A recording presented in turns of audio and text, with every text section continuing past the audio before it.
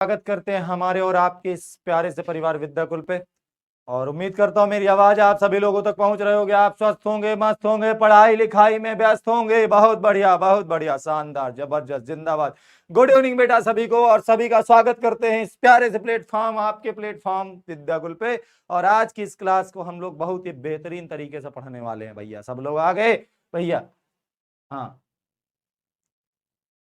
चलो भाई आ गए, बहुत बढ़िया, आ गए भाई सब लोग। Good evening. हाँ बेटा, करवा दूंगा डीपीपी के क्वेश्चन। अभी इस चैप्टर पे बहुत ही बढ़िया जंग चल रही है बेटा। एक कॉपी रखी होगी वहां पे, नीले कलर की, उसको लेते हैं, ठीक है? चलो भाई, सबका नाम ले ले। तेजस, तुम्हारा भी नाम ले लेंगे। आगे बेटा सब लोग समय से आ जाया करो, एक भी क्लास को आपको। हाँ, विष्णु दीक्षित, सभी को बेटा हाय हेलो, ठीक है। Good evening, good evening, good evening. बेटा आपकी एक सब्जेक्ट की हफ्ते में 4 क्लासेस चलती हैं, आप घर पे भी पढ़ो।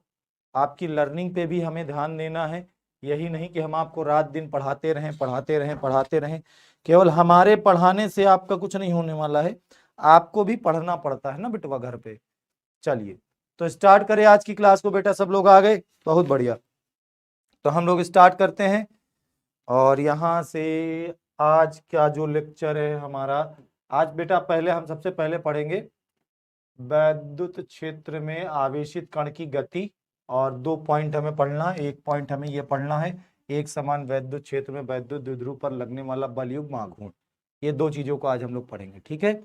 अच्छा, तो चलते हैं आगे। सबसे पहले हमारे सामने है एक छोटा सा प्यारा सा डेरिवेशन है। एक समान वैद्युत क्षेत्र में द्विध्रुव पर लगने वाला बल युग्म आघूर्ण। बल क्या होता है? बल वह खिंचाव है या वह धक्का है जो किसी वस्तु की स्थिति में परिवर्तन कर देता है या परिवर्तन करने का प्रयास करता है, ठीक है? बल आघूर्ण क्या होता है? किसी वस्तु पर लगा ऐसा बल जो किसी वस्तु को किसी अक्ष के परितः घुमाने की प्रवृत्ति रखता है, तो बल की इस प्रवृत्ति को बल आघूर्ण कहते हैं। बल आघूर्ण का फॉर्मूला क्या होता है? बल गुणित क्रिया रेखा से लंबवत दूरी, या जब 2 बल किसी वस्तु को किसी अक्ष के परितः घुमा रहे हो तो फॉर्मूला होता है बल गुणित बलों के बीच की दूरी, ठीक है? तो गॉस की प्रमेय बेटा अभी तेजस्व आगे मिलेगा। आराम चल रहे हैं, थोड़ा सा धीरे धीरे चल रहे हैं। जितना सोचा था वो स्पीड अभी नहीं आ पा रही है, तो ठीक है, आराम से पढ़ेंगे। तो बल आघूर्ण क्या होता है बच्चों? तो बल आघूर्ण होता है बेटा, बल आघूर्ण, एक सेकंड थोड़ा रुक जाइएगा, मुझे कुछ खाली स्लाइड्स चाहिए। खाली स्लाइड्स, खाली स्लाइड्स, ये ऊपर आ जाओ तुम। एक सेकंड बेटा, आप ऊपर आ जाओ। आप ऊपर अच्छी लगती है, ऊपर आ जाओ, ऊपर ऊपर। हाँ बेटा, एक सेकंड।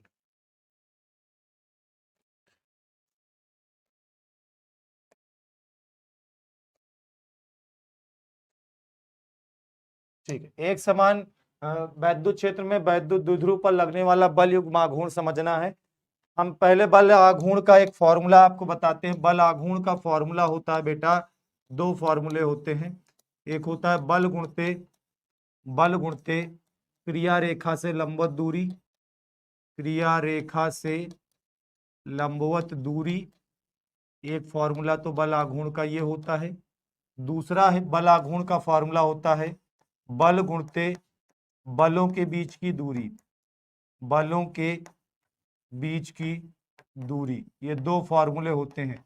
बल गुणते बलों के बीच की दूरी ये फॉर्मूला होता है, और बल गुणते क्रिया रेखा से लंबवत दूरी ये फॉर्मूला होता है, ठीक है? तो ये दोनों फॉर्मूलों के आधार पे, हाँ बेटा डिफिनीशन नहीं है, ठीक है?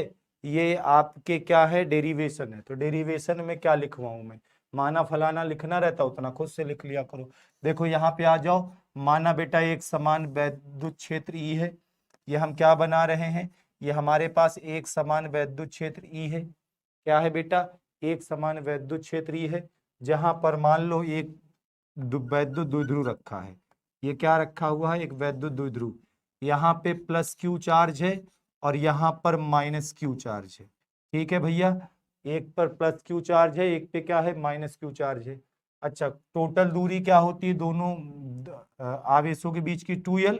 तो उसकी आधी l दूरी इधर हो जाएगी मेरे दोस्त, ठीक है? और उसकी आधी l दूरी इधर हो जाएगी मेरे दोस्त। बोलो, बात सही कह रहे हैं ना? तो यहाँ पर, और मान लो ये वाला जो एंगल बन रहा है वो एंगल बन रहा है थीटा। कितना एंगल बन रहा है भैया? थीटा, ठीक है? थीटा आपको चीटा की तरह दिख रहा लगता है, तो इस थीटा को थोड़ा थीटा बना देते हैं ताकि आपको थीटा ही लगे, चीटा ना लगे। ठीक है, तो ये मान लो कितना है, थीटा एंगल है। अच्छा, इतना चित्र बनाएंगे और इतने चित्र के बाद इसका डिस्क्रिप्शन लिखेंगे, माना फलाना लिखेंगे। तो क्या लिखेंगे, माना एक समान वैद्युत क्षेत्र ये है, जहां एक वैद्युत द्विध्रुव क्षेत्र की दिशा से थीटा कोण पर रखा हुआ है। फिर से एक बार बोल रहे हैं, गौर से सुनिएगा और ये सब चीजें अपने से लिखने की कोशिश किया करो। क्या लिखोगे बेटा, माना एक समान वैद्युत क्षेत्र ई है, जहां एक वैद्युत द्विध्रुव क्षेत्र की दिशा से थीटा कोण पर रखा गया है। क्लियर है इतनी बातें, लिख लोगे, एक बार हाँ लिख के बोल दो तो फिर आगे बढ़ू मैं।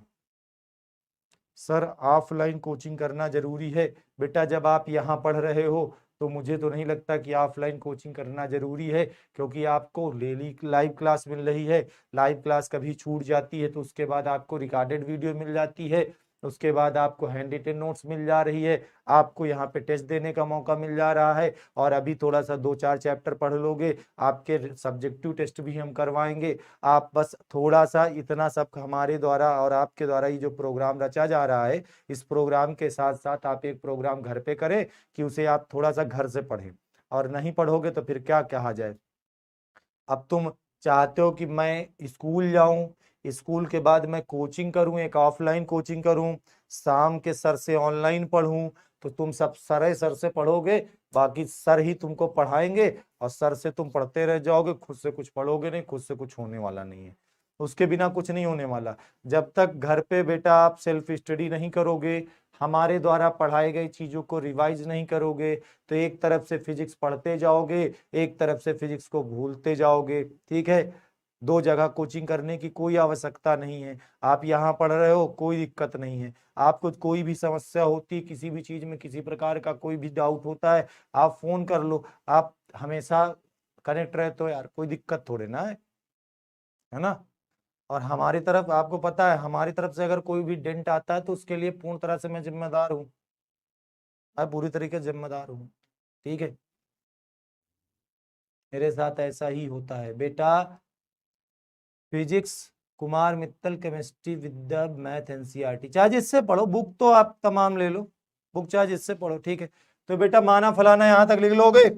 अब हम लोग को क्या निकालना है, इस एक वैद्युत क्षेत्र में रखे वैद्युत द्विध्रुव पर लगने वाले बल युग्म आघूर्ण का मान निकालना। बच्चा आराम से आना, प्लस क्यू आवेश है, प्लस क्यू आवेश पर वैद्युत क्षेत्र अगर ये है तो किधर बल लगेगा, वैद्युत क्षेत्र इधर बल लगेगा। कितना बल लगेगा भैया, क्यू ई के बराबर बल लगेगा। कितना बल लगेगा बेटा, क्यू ई के बराबर। आपको याद है ये फॉर्मूला पढ़े थे, ई बराबर एफ बाई क्यू, ये फॉर्मूला पढ़े थे।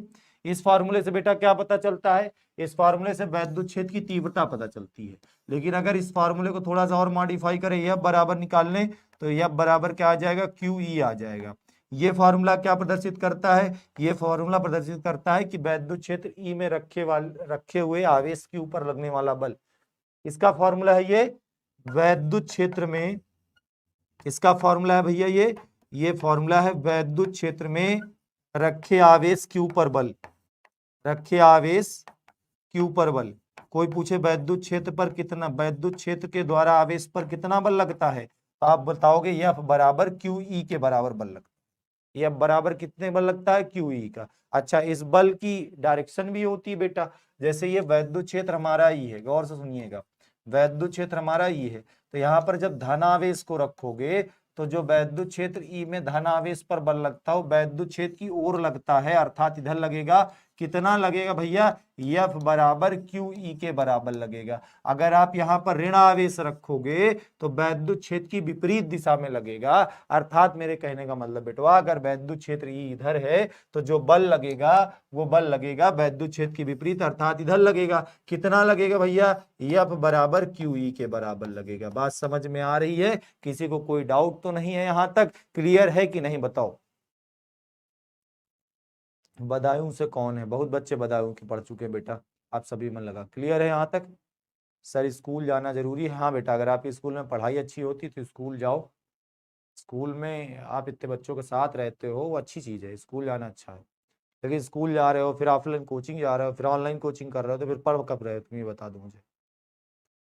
हाँ, दो क्लास एक साथ चल रही है बेटवा। तुम लोग को एक बात समझ लेना है, जितने भी बेटा विजय बैच को ज्वाइन कर चुके हो उन बच्चों को और कोई क्लास नहीं करनी। आप मेरा बैच वाला एक ऑप्शन आता है ना ऐप पे, तो मेरा बैच पे आओगे तो विजय बैच मिलेगा। जितनी क्लासेस विजय बैच में बस उतनी करनी है। वो फ्री क्लासेस हैं, कुछ क्लासेस हम लोग फ्री चलाते हैं, कुछ बच्चे अफोर्ड नहीं कर पाते हैं फीस को। तो ऐसा थोड़े ना है कि वो अब उनके पास भाई फीस नहीं है तो भाई उनको पढ़ाया ही ना जाए। तो उन बच्चों के लिए हम कुछ क्लासेस फ्री में भी चलाते हैं, इसलिए उन क्लासेस को तुम्हें करना आवश्यक नहीं है। आप एक बार बार बार कह रहा हूं, थोड़ा सा मेंटेलिटी संभालो और सीख लो कि आपको खुद से भी बहुत पढ़ना है बेटा। हमारे बहुत पढ़ा देने से, हमारे बहुत अच्छा पढ़ा देने से, हमारे द्वारा ढेर सारे नोट्स दे देने से कोई बच्चा टॉपर नहीं बन जाएगा। जब तक हमारा बच्चा घर पे अपने से मेहनत नहीं करेगा, अपने से सवाल नहीं लगाएगा, अपने से डेरिवेशन को सॉल्व नहीं करेगा, तब तक हमारे पढ़ाने का, हमारे नोट्स देने का, हमारे चिल्लाने का कोई भी इफेक्ट नहीं होने वाला। मेरे प्यारे भाई, मेरे प्यारे बहनों, आप लोग गौर से इस बात को दिमाग में बैठा लीजिए कि आपको भी घर पे पढ़ना है। ठीक है? ठीक भाई, दिशा समझ में नहीं आई, फिर से आओ समझाते, आ जाओ बेटा फिर समझाते। देखो, हम कह रहे थे कि वैद्युत क्षेत्र के कारण आवेश पर बल कितना लगता है, तो वो फॉर्मूला F बराबर Q हुई। अब वो बल किधर लगता है तो देखना गौर से, अगर वैद्युत क्षेत्र की दिशा इधर है, मेरी तरफ है वैद्युत क्षेत्र की दिशा, तो धन आवेश रखोगे तो वैद्युत क्षेत्र की ओर बल लगेगा। वैद्युत क्षेत्र E इधर है तो बल किधर लगेगा, इधर लगेगा। F बराबर कितना लगेगा, QE के बराबर। अगर ऋण आवेश है तो ऋण आवेश में वैद्युत क्षेत्र के विपरीत लगेगा, यानी वैद्युत क्षेत्र अगर इधर है तो बल इधर लगेगा। कितना लगेगा, F बराबर QE के बराबर लगेगा। क्लियर है यहां तक? ठीक है, चलिए आगे बढ़ते हैं और समझते हैं भैया। बहुत बढ़िया, इतने अच्छे समझदार मेरे प्यारे प्यारे बच्चे हैं। आगे चलते हैं। तो हम भैया निकाल रहे थे बल, तो हमने प्लस क्यू आवेश पर देखा, धन आवेश है ना, तो अब धन आवेश पर बल किधर लगेगा, वैद्युत क्षेत्र की ओर, अर्थात इधर। ऋण आवेश है ना, तो ऋण आवेश पर बल किधर लगेगा, वैद्युत क्षेत्र के विपरीत। अब वैद्युत क्षेत्र तुम्हारा उधर है तो इसके विपरीत बल किधर लग जाएगा, इधर लगेगा। कितना लगेगा बेटवा, ये बराबर QE के बराबर बल लगेगा। ठीक है, तो ये दो लाइनें हम पहले लिखेंगे। लिखेंगे प्लस क्यू आवेश पर, किस पर बच्चा, प्लस क्यू आवेश पर लगने वाला वैद्युत बल, प्लस क्यू आवेश पर लगने वाला वैद्युत बल। ठीक है, बताओ प्लस क्यू आवेश पर बल कितना लग रहा है, कितना बल लग रहा है भैया, QE के बराबर। इसी तरह से बेटा अगली लाइन लिखेंगे, माइनस क्यू आवेश पर लगने वाला वैद्युत बल, आवेश पर लगने वाला वैद्युत बल, लगने वाला बताओ क्या, वैद्युत बल। ठीक है, तो माइनस क्यू आवेश पर भी बल कितना लग रहा है, QE। और बल के फॉर्मूले में भी आवेश का मान चिन्ह में नहीं रखते हैं, क्योंकि जो आवेश का चिन्ह है यहाँ पर केवल डायरेक्शन के लिए आता है कि डायरेक्शन कौन सी होगी। ठीक है, क्लियर है? हाँ, बारिश हो रही है इधर, नेट इशू है। ठीक है, बारिश हो रही बेटा, पढ़ाई छोड़ के नहा डालो। ठीक है, अच्छे बच्चे हो तुम लोग, बहुत अच्छे हो, क्या बता।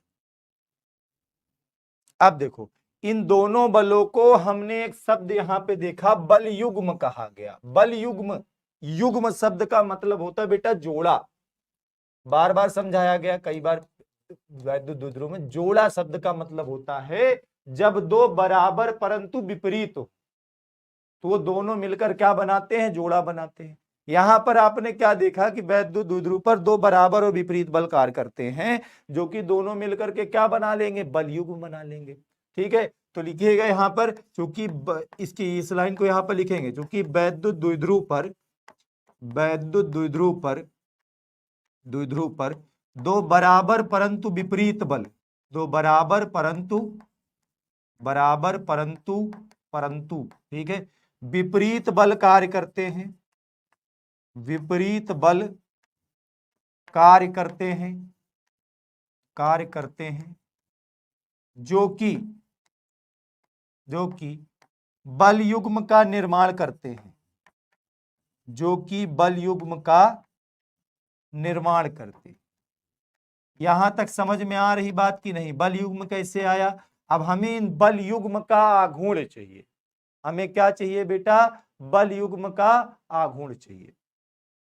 अब बल युग्म आघूर्ण टाउ का फॉर्मूला हमने आपको दो तरीके से बताया। एक तो बोला भैया जब बल और एक बल हो तो क्रिया रेखा से लंबवत दूरी का गुणा करा दो, जब दो बल हो तो बल गुणते बलों के बीच की लंबवत दूरी का गुणा करा दो। ठीक है, तो क्लियर है यहां तक। आगे चलते हैं, गौर से सुनिएगा भैया। अब हमें क्या चाहिए, बल युग्म आघूर्ण चाहिए दोनों बलों का। अगर यहां पर मान ले यदि बल युग्म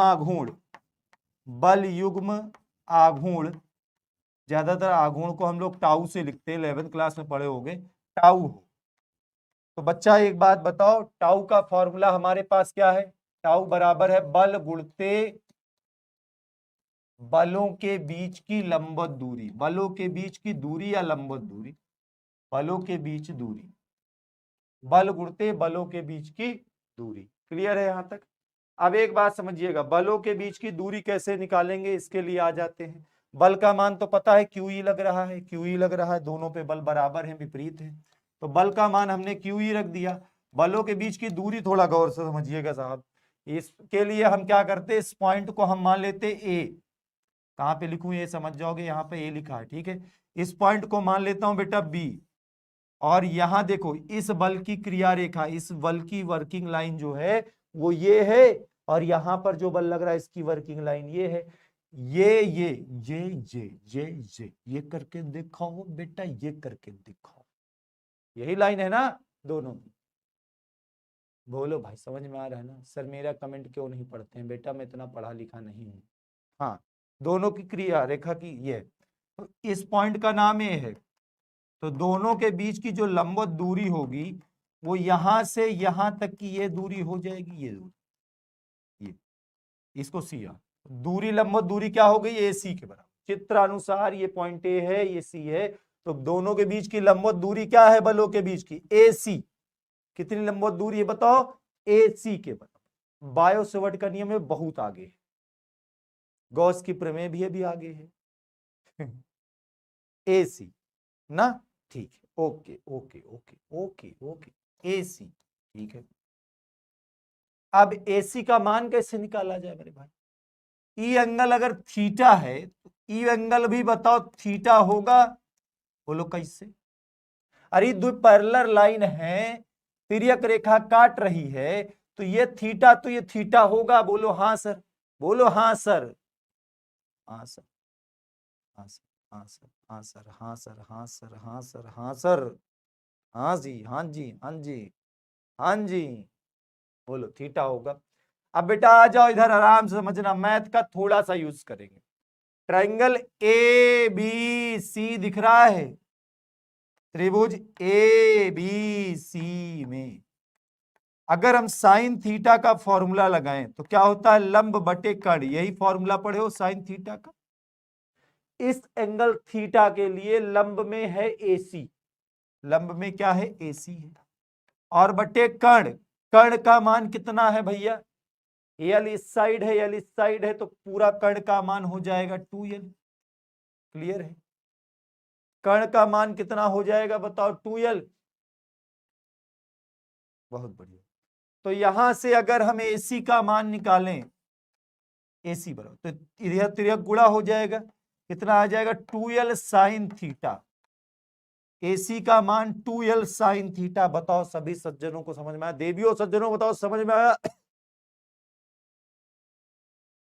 बेटा थोड़ा पानी मांग ले, कंप्यूटर महोदय चुल्लू भर पानी दे दो। हाँ, तो AC का मान 2l साइन थीटा आया।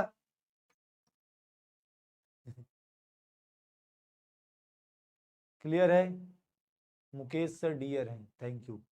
चुल्लू भर पानी भी तो डूब के मर जाएंगे, वो कहा जब दे पानी नहीं दे सकते, क्लास में पढ़ा रहे हैं, एक बोतल पानी रख दे ना, तो हमें फिर इसको, ऐसे व्यक्तियों को इसी तरह सम्मान दिया जाना चाहिए, चुल्लू भर दे दो भैया, मर जाए पी के पानी, सूंघ के मर जाए, है ना। AC का मान कितना आ गया भैया, 2l sine theta. Tau is equal to QE into 2l sine theta. Clear है? Tau is equal to Q into, thank you, भगवान करे तुम्हारी उम्र बढ़ जाए, उम्र के साथ तुम्हारी कमर भी बढ़ जाए। जाओ।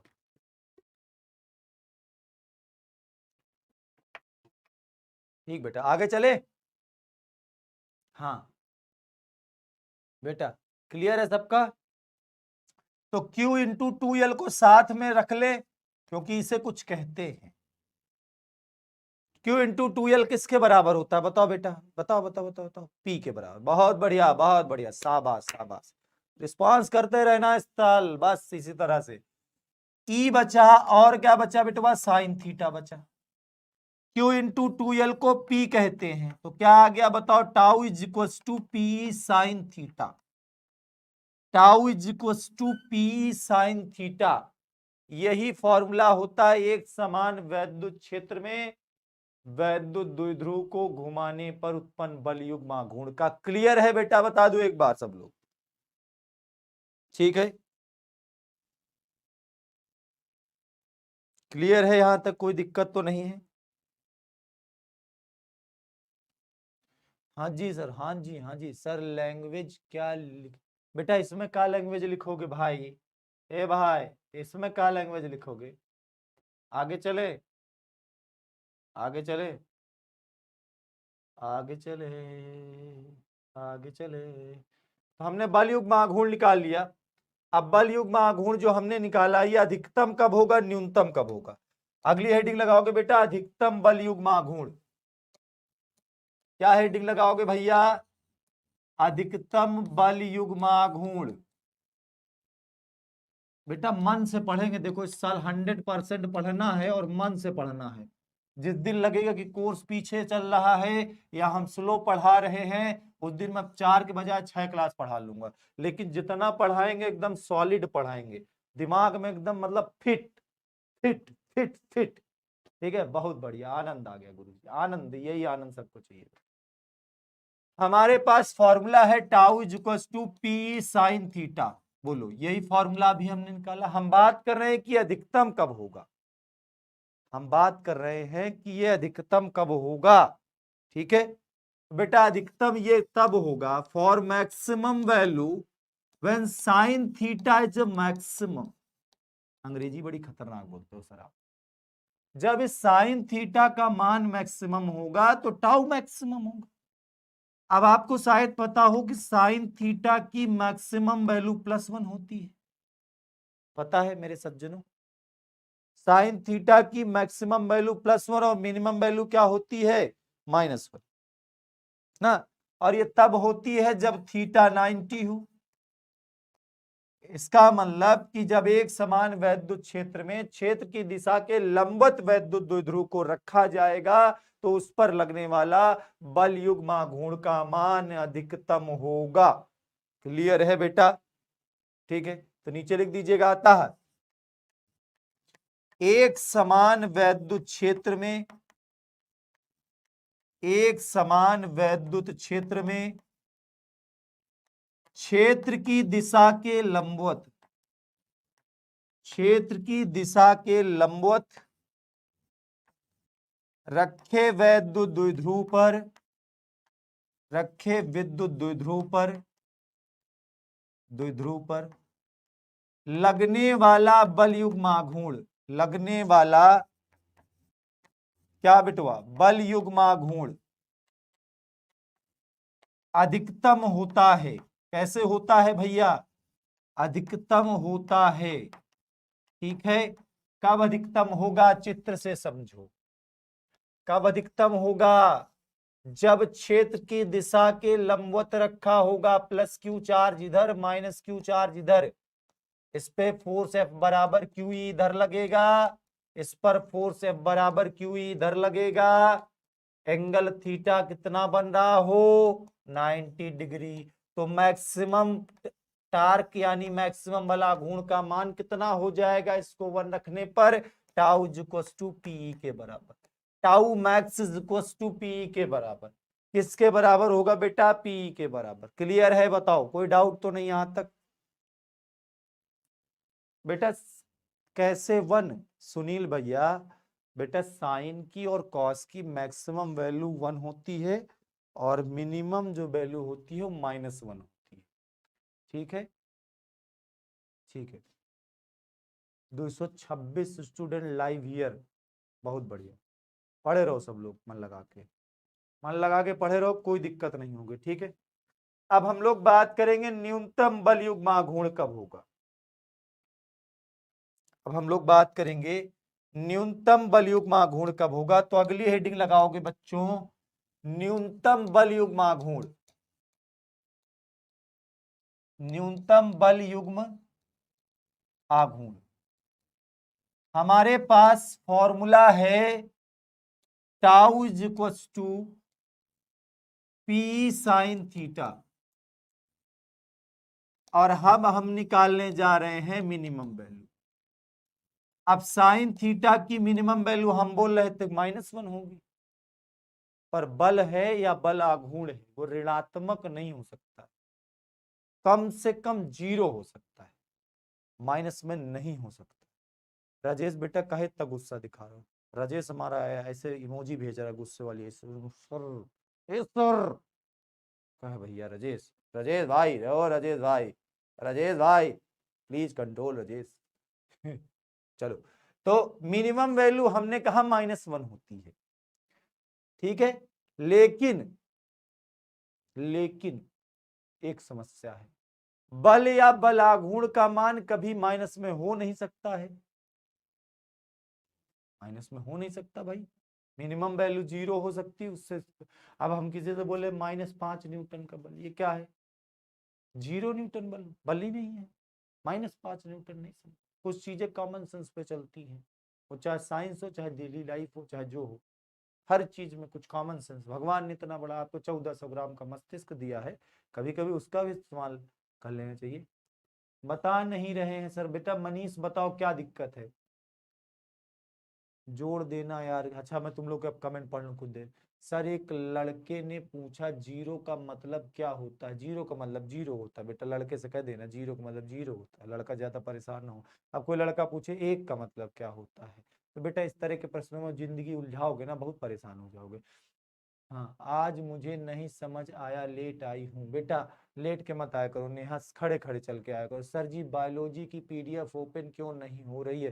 बेटा सुरभि इसके लिए मैं चेक करवा लूंगा, ठीक है। और कोई समस्या है। सर आपके 10-12 में कितने परसेंट थे। बेटा जब हम 10th में पढ़ते थे तो हमारा 73% था, 12th में पढ़ते थे 66% था। तो 66% से पास हुए हैं 12th, और 73% से पास हुए हैं 10th, ठीक है। और कोई दिक्कत है, अपना नंबर बता दीजिए। बेटा नंबर ले लेना, नंबर इतने लोगों का टीम में है, मैं बड़ा परेशान व्यक्ति हूँ, सही बता रहा हूँ। आज सुबह 7 बजे से घर से निकला हुआ व्यक्ति हूँ, और अभी रात के 10 बज जाएगा जाते जाते। रोज सुबह 7 बजे 8 बजे ऑफिस आ जाता हूँ, रात के 11-12 बजे ऑफिस पहुँचता हूँ, घर पहुँचता हूँ, 1-2 रोटी खा लेता हूँ, सो जाता हूँ। मेरी हड्डियां देख के समझ सकते हो मैं किस तरह का व्यक्ति हूँ, मैं बर्बाद हूँ। और तुम लोग मेरा नंबर ले लोगे, क्या चाहते हो। मैं धरती लोग से मतलब क्या कहूँ भगवान से, हे भगवान उठा लो मुझे, धरती भारी हो रही है। और बताओ भाई, आप पढ़ते नहीं थे 12 में। नहीं पढ़ते थे बेटा, जब हम लोग पढ़ते थे उस समय जो 85% था, 85%, तो 85% यूपी की फर्स्ट रैंक होती थी। आज तो पता है, आप आज के डेट में क्या है, आज की डेट में जब आप 97% लाओगे तो आपकी स्टेट में फर्स्ट रैंक आएगी। तो अब आज की डेट में हर बच्चे को 75% मिल जाते हैं, हर बच्चे को 80% मिल जाते हैं, हर बच्चे को 85% मिल जाते हैं। आम बात हो गई, आम घास से मतलब 85, कोई बात नहीं, 85 तो आए हैं, ठीक है। ऐसे हो गया है। हम लोग के समय में क्या था आपको बताएं, हम लोग के समय में अगर कोई बच्चे का 60% के ऊपर आ गया तो उसको फर्स्ट डिवीजन कहा जाता था। और पूरे गांव में, मतलब गांव में रहते थे तो गांव के पूरे लोग, पूरे गांव में चर्चा होती थी कि फलाने का बेटवा जो है फर्स्ट डिवीजन पास है, फलाने की बिटिया फर्स्ट डिवीजन पास हुई है।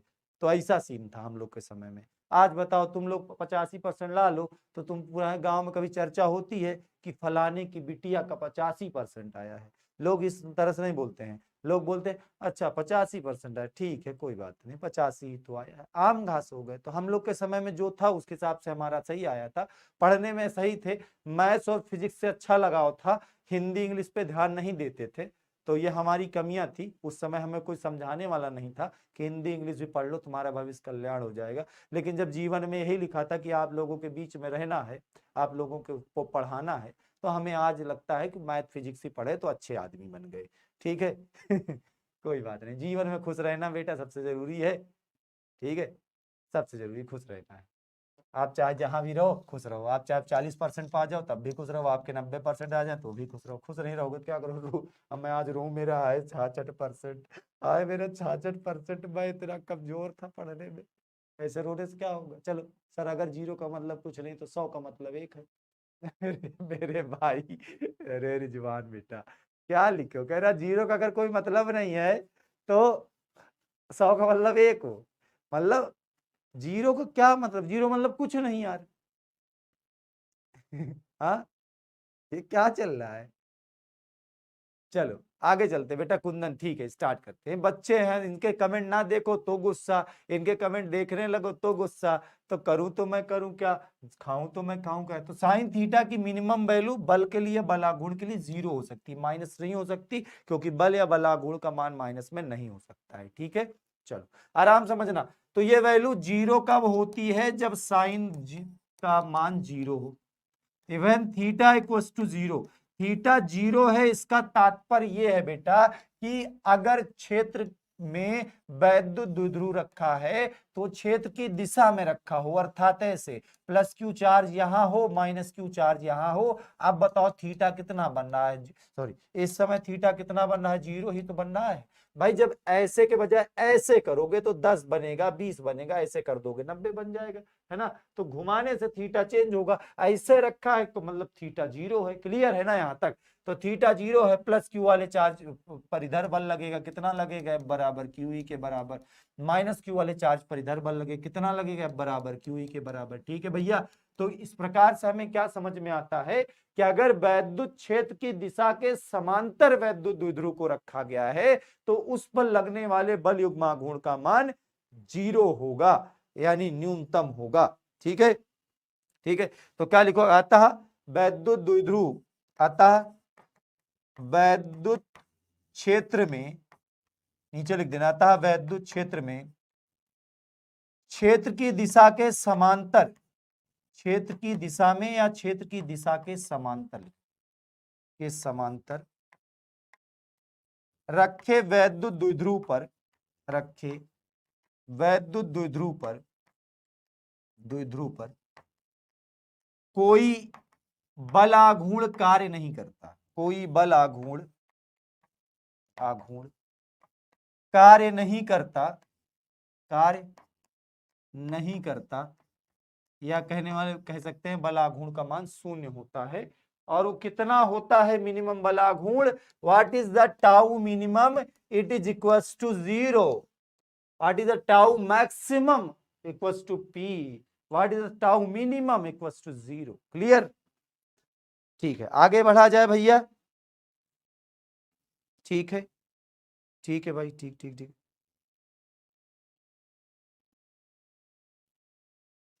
हाँ आगे चलते हैं बेटा, आगे अगले स्लाइड पे चलते हैं। हमने एक नोट पॉइंट करके यहाँ पे बताने जा रहे हैं। हमने क्या देखा कि टाउ मिनिमम इक्वल्स टू कितना है? 0 है। वह टाउ मैक्सिमम इक्वल्स टू बताओ बेटा कितना है? पी के बराबर है। यानी टाउ का जो वैल्यू है वो 0 से शुरू होगा और पीई तक ही होगा, 0 और पीई के बीच होगा। यानी हम इसको मैथ्स की भाषा में थोड़ा सा लिख रहे हैं कि tau always belongs is 0 to pi. बेटा इसको मैथ्स वाले समझ गए होंगे, बायो वाले भी समझने का प्रयास करें। Tau belongs to 0 and pi, मतलब टाउ का मान 0 से लेकर के पीई के बीच में होगा। 0 इज द मिनिमम वैल्यू और P is the maximum value, ठीक है। आगे चले भैया, किसी सज्जन को कोई तकलीफ है क्या? समझ में आ गया हो तो आगे बढ़ चले, ठीक है, आगे चलो। अगली हेडिंग लगाओगे बल युग्म आघूर्ण के पदों में वैद्युत द्विध्रुव आघूर्ण की परिभाषा। ये परिभाषा है वैद्युत द्विध्रुव आघूर्ण की, किसके पदों में? बल युग्म आघूर्ण, गौर समझना, बल युग्म आघूर्ण के पदों में, आघूर्ण के पदों में वैद्युत द्विध्रुव आघूर्ण की परिभाषा। बल युग्म आघूर्ण के पदों में वैद्युत द्विध्रुव आघूर्ण की परिभाषा, आघूर्ण की परिभाषा, ये समझेंगे, ठीक है बच्चा। गौर से सुनिएगा, जहां ना समझ में आए तुरंत बताइएगा। बल युग्म आघूर्ण क्या है? टाउ। और वैद्युत द्विध्रुव आघूर्ण क्या है, P। तो बल युग्म आघूर्ण के पदों में हमें किसकी परिभाषा बतानी है, वैद्युत द्विध्रुव आघूर्ण की परिभाषा बतानी है। ठीक है सर, अपने सब्जेक्ट बताओ, अपने सब्जेक्ट बताओ, अपने सब्जेक्ट। हमारा सब्जेक्ट फिजिक्स, हम फिजिक्स पढ़ाते हैं, और क्या बताए। चल बेटा इधर देखो, tau maximum is equals to, बच्चा हमने क्या पढ़ा, पीई। टाउ मैक्सिमम का मान बताओ कितना पढ़ा, पी। क्लियर है सर, आपने कौन कौन सब्जेक्ट से किया था, अच्छा 12th physics chemistry maths Hindi English बस हो गया, बायो नहीं लिया था। चलो तो P बराबर यहां से निकालोगे तो क्या आएगा बच्चा बताओ, टाउ मैक्स अपान में क्या आ गया, E आ गया, समझ में आ रहा है ना। P बराबर क्या आ गया भाई, टाउ मैक्स अपान E आ गया। अगर यहां से बेटुआ गौर सुनिएगा, यदि E का मान 1 न्यूटन प्रति कूलाम कर दे, मात्रक का जरूर ध्यान दीजिएगा, वैद्युत क्षेत्र का मात्रक क्या होता है, न्यूटन प्रति कूलाम। टाउ में हमने पीई का मान क्या कर दिया, 1 न्यूटन प्रति कूलाम कर दिया भैया, बहुत बढ़िया। तो बताओ टाउ पी बराबर किसके हो जाएगा, टाउ मैक्सिमम के हो जाएगा। ठीक है, पी बराबर किसके हो जाएगा, टाउ मैक्सिमम के हो जाएगा। बन गई परिभाषा, इधर आओ सुनो गौर से। ठीक है, क्या लिखोगे भैया, अतः किसी एकांक वैद्युत क्षेत्र में, वैद्युत क्षेत्र का मान 1 न्यूटन प्रति कूलाम है, इसका मतलब एकांक वैद्युत क्षेत्र में क्षेत्र की दिशा के लंबवत। अब ये लंबवत शब्द कहां से आया है, यहाँ तो थीटा 90 कहीं दिख नहीं रहा है। अरे मोर भाई, ये तुमको पता होना चाहिए, टाउ मैक्स बराबर पी तभी होता है जब लंबवत वैद्युत द्विध्रुव रखा होगा। बोलो पता है ना, अभी तो बताए हैं। तो हम क्या कह रहे हैं, एकांक वैद्युत क्षेत्र में क्षेत्र की दिशा के लंबवत रखे हुए वैद्युत द्विध्रुव पर लगने वाले अधिकतम बल युग्म आघूर्ण को ही वैद्युत द्विध्रुव आघूर्ण कहते हैं। कुछ समझ में आ रहा बेटा, समझ में आ रहा, लिख देंगे, समझ में आ रहा नहीं। एकांत और प्रति एकांत नहीं होता, एकांक होता है, एकांक का मतलब एक, और प्रति एकांक का मतलब प्रत्येक में एक। नहीं समझे, दो शब्द हैं बेटा, एकांक का मतलब एक और प्रति एकांक का मतलब प्रत्येक में एक। ठीक है, हम फिर से सुने, यहाँ पे आते हैं आराम से, थोड़ा तो कंसंट्रेट हुआ करो, जो चीज की चर्चा चले उसी पे चर्चा करें, हम भी उसी को पढ़ाएं और आप भी उसी को पढ़ें, बहुत आनंद आएगा। सच बता दे, फिजिक्स में इतना आनंद है कि आनंद ही आनंद है, और ये साल भर चलेगा। बस आप लोग सपोर्ट करिएगा, हम जो पढ़ाएं और आप जो पढ़ें, चर्चा उसी पे हो बेटा। पागलों वाली बात मतलब कहा जाए कि सर जी खाना खाए हो, पानी पियो, सांस लिए हो, जिंदा हो कि खत्म हो गए हो, सर जी आपकी हार्ट बीट चल रही है कि खत्म हो गई, बंद हो गई, ये सब बात जो पागलों वाली है ये बाद में कर लेंगे यार, बहुत बड़ा समय है ना। कभी जरूरत हो तो चला आना हमारे स्टूडियो, सारा दिन तुम्हारे साथ बैठेंगे, यही बताएंगे बेटा देखो हम इतना खाते हैं, इतना पानी पीते हैं, इतनी सांस लेते हैं, सब बता देंगे। ठीक है, चलो अभी यहाँ की चर्चा तो यही पढ़ेंगे।